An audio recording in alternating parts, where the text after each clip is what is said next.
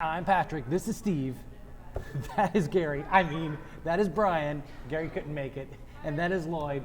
Together we just got played. We just got done filming Furtherance at the Cloak and Blaster. Join us for Furtherance late in the evening. Sorry, I might get a little punchy with this one.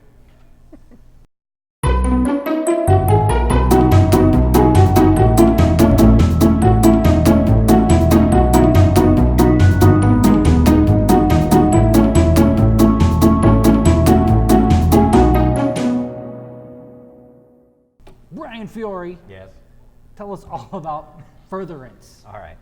Furtherance is a 2 to 4 player game in which you each have like your own castles, and there's basically two paths to victory. You can either build up your victory points, and it's the first one to win to get 6 victory points as the winner, or if you're playing the starter edition, it's 3 victory points.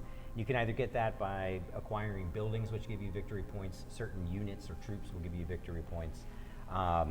Or you can also destroy other people's castles, so you can gain those victory points through conquest as well. There's a little bit of variable player powers. You have like special leader cards that are drafted at the beginning of the game. And then you each start with a number of gold. And then of course your leader cards can give you special abilities that you also start the game with. Everybody starts with 1 worker in the 6-point version of the game, and then starts with 2 workers in the starter game. Basically, when it's your turn, you activate one of your workers, and you take an action with each one of those. And those can be either mining, so you're collecting more gold. You can go to the marketplace, and there is a marketplace for items, for buildings, and for units. So you can also build, which is taking these building cards and putting them out in front of you from the marketplace, and then you have like these development counters or time counters that go on there, and then that's another action your workers can take, is to actually develop, and you can remove those counters. You can recruit the units on the board. You can have, I think, a maximum of 6 units in your castle and your kingdom, or I guess on the entire field itself. Let's see, and you can also research. Researching is, if you don't like what's in the marketplace, you can actually draw the top 3 cards, select one, put the other 2, one on the top and one on the bottom, and hold that in your reserve. And you can hold 2 cards in your reserve. The buildings give you a number of different abilities once they're fully developed, have all those turn counters removed from them. They can either give you victory points, or they can like fortify your castle, which has 10 health, or they can reduce the costs of purchasing things from the market, all that kind of stuff.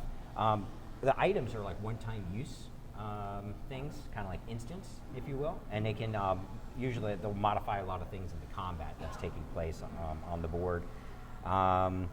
So we got the buildings, the units, and the items all in the marketplace. I think that's pretty much Furtherance in a nutshell. Patrick, what would you say is your favorite thing about Furtherance? Well, Brian, I'm going to go with something I don't like about Furtherance, actually. I feel like a game of this length and this magnitude should not have player elimination in it. I feel like that might be one of the weakest points of the game, is that it's a game that takes a good amount of time. It takes 30 minutes or longer per player, and it should not have player elimination at that time, because somebody could make one little mistake and they're out of the game for the next 3 hours.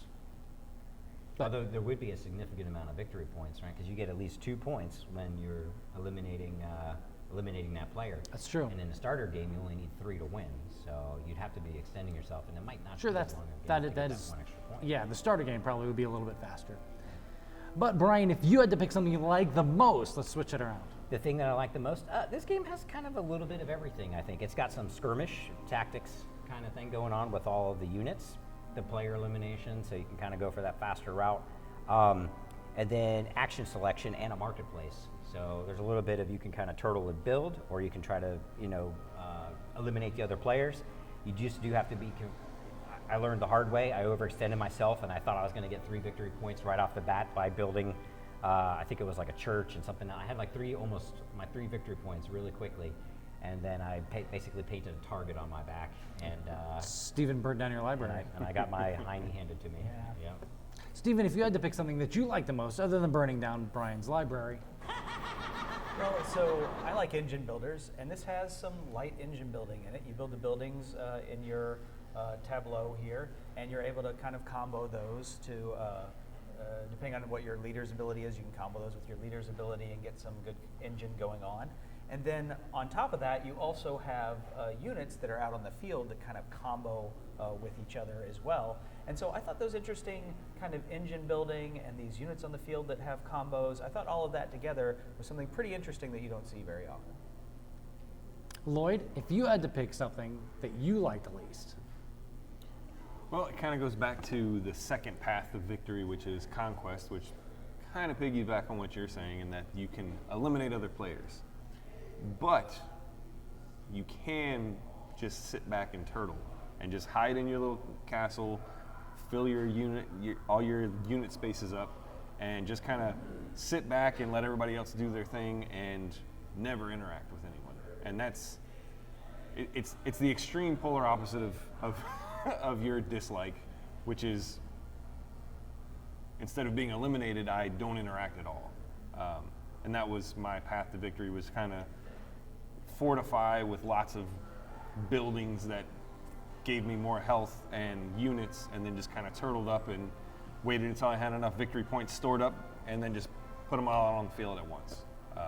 So once again, Lloyd let me do all of the dirty work and then took the glory. I also let you do all the dirty work. Although I did like the one card, the Holy Grail, and that's like if you started off in here and then you played it and you got your guy out to the center of the board, you get like 2 victory points, I think, for every turn that he was there. So that kind of then would force like a King of the Hill, would force everyone to the field, so you wouldn't be able to turtle as much.